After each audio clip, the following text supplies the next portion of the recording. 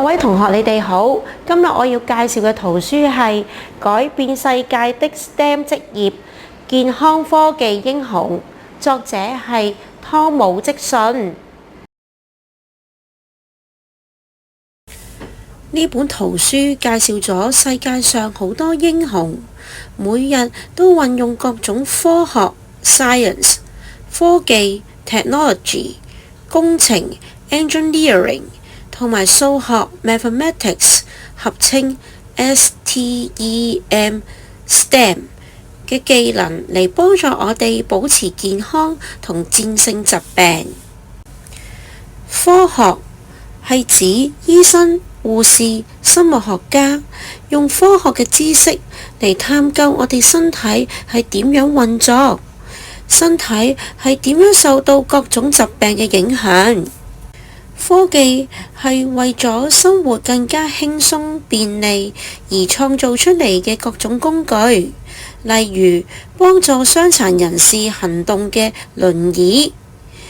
檢測大腦嘅掃描器，都係屬於醫療健康嘅科技。工程係指工程師通過科研嚟創造事物，例如研製更好嘅藥物、人工心臟等等。數學係指科學家、醫護人員運用數學同埋數據嚟了解如何控制疾病。而家交俾健康科技英雄向我哋介紹點樣幫助病人啦。大家好，我係家庭醫生，通過病人嘅病徵，例如頭痛、咳嗽，去揾出病人嘅健康問題。我會用聽診器去聽病人體內嘅聲音，同埋用探熱器去測量佢哋嘅體溫。我都會開藥物俾病人服用，對症下藥。各位同學，我係醫院裡面嘅護士，我會為病人測量體溫，我會喺佢哋手臂上面套上監測器，就嚟測量血壓，睇下佢哋嘅心臟係咪喺度正常運作。醫院裡面嘅放射師負責拍攝人體內部，例如 X 光機、磁力共振掃描。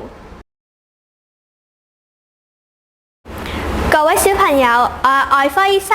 我負責幫病人做身體裏面嘅手術，修復身體體內出現嘅問題。我喺手術嘅時候需要一班專業嘅團隊在旁幫助，例如麻醉科醫生用藥物令病人做手術嘅時候感受唔到痛嘅感覺，都需要好多高科技設備。如果使用機械人嘅話，就係好精準同埋靈巧咁樣控制手術。大家好，我係救護員。我哋依家喺救護車裏邊會用到好多先進嘅醫療設備嚟維持病人嘅生命，例如有心臟監測器，我哋會喺病人嘅胸部貼上傳導貼嚟追蹤心臟活動，仲有除顫器，當病人心臟停頓無法向身體輸送血液，呢一部設備就會發出強大嘅電擊嚟刺激心臟回復跳動。各位同學，